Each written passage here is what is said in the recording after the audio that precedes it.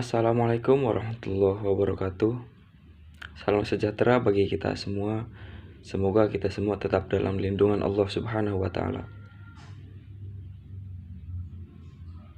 Kami dari kelompok dengan praktek bisnis tanaman hias mata kuliah kewirausahaan.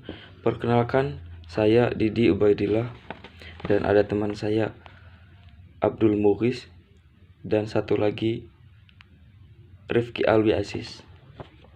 Perkenalkanlah kami mempresentasikan hasil dari praktek bisnis kami dengan tema bisnis tanaman aglaonema. Oke, untuk yang selanjutnya yaitu kekuatan. Yang pertama, memiliki varietas tanaman hias yang banyak. Terus yang kedua, kualitas tanaman hias yang dihasilkan. Yang ketiga, lokasi dagang yang strategis. Lokasi budidaya pembibitan tanaman hias aglaonema yang terletak dekat dengan jalan raya menjadikan kekuatan bagi usaha tanaman hias aglaonema untuk lebih cepat dikenal orang. Terus mempunyai bekal ilmu tentang tanaman hias. Yang kelima, harganya relatif terjangkau. Harga tanaman hias aglaonema yang relatif terjangkau sehingga hal ini menarik minat konsumen untuk datang untuk membeli tanaman hias aglaonema dengan jumlah yang banyak. Selanjutnya akan dilanjutkan oleh Mas Didi.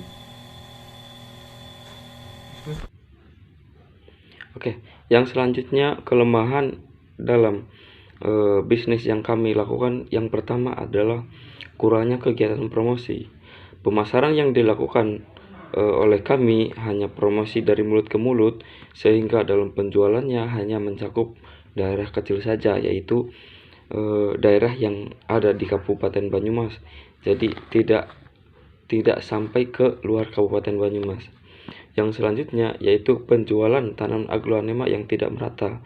Itu dikarenakan pertumbuhan yang ada pada tanaman aglaonema itu tidak merata, sehingga dalam penjualannya itu tidak sempurna. Yang selanjutnya yaitu teknologi yang masih sederhana. Teknologi yang kami lakukan hanya seperti halnya petani biasa yang ada di sawah-sawah, yang ada di kebun, sehingga dalam penjualannya kami tidak bisa memenuhi permintaan pembeli. Yang selanjutnya persediaan modal yang terbatas. Dalam hal ini kami sebagai pebisnis mempunyai modal yang cukup sedikit, itu yang mengakibatkan penjualan yang tidak maksimal juga. Yang selanjutnya proses budidaya yang cukup lama. Tanaman aglaonema yang kami tanam pertumbuhannya yang cukup lama, sehingga itu menjadi faktor kelemahan dalam bisnis tanaman aglaonema. Yang selanjutnya itu kurang inovasi.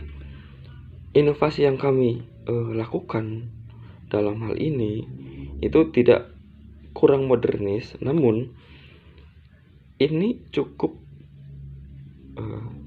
dalam hal ini cukup untuk menjadi dasar seorang pebisnis. Yang selanjutnya nomor 3, peluang merupakan terobosan atau celah yang menjadi kemungkinan suatu kelompok untuk bisa berkembang di masa yang akan datang, sehingga pada masa yang akan datang kelompok tersebut bisa maju. Peluang-peluang dalam bisnis kami yang pertama, meningkatnya agrowisata daerah. Dengan adanya bisnis tanaman aglaonema, itu dapat meningkatkan agrowisata yang ada di daerah Banyumas. Seperti kita tahu, ada berbagai taman-taman yang di dalamnya berisi bunga-bunga. Yang selanjutnya permintaan untuk pembuatan tanaman. Dengan meningkatnya agrowisata daerah, taman-taman, sehingga permintaan yang dilakukan oleh berbagai pihak kepada pebisnis tanaman itu yang akan semakin meningkat. Yang selanjutnya, sumber pendapatan. Dengan begitu, pendapatan yang kami bukan hanya pendapatan pada kami, namun pada pendapatan kabupaten, pendapatan daerah itu akan semakin meningkat. Yang selanjutnya, sadar akan pentingnya lingkungan. Dengan kita menjaga lingkungan kita hijau, tanaman merupakan paru-parunya dunia. Sehingga dengan begitu, dengan kita menanam berbagai tumbuhan, itu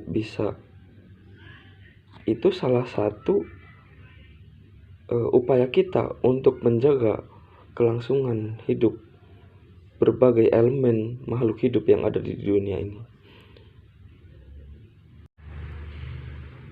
Yang selanjutnya akan dijelaskan oleh Saudara Rifki Alwi Aziz. Yang selanjutnya yaitu tentang ancaman. Cara menganalisis tantangan atau ancaman yang harus dihadapi oleh suatu pengusaha jual beli tanaman hias aglonema untuk menghadapi berbagai macam faktor lingkungan yang tidak menguntungkan yang pada akhirnya akan menyebabkan kemunduran.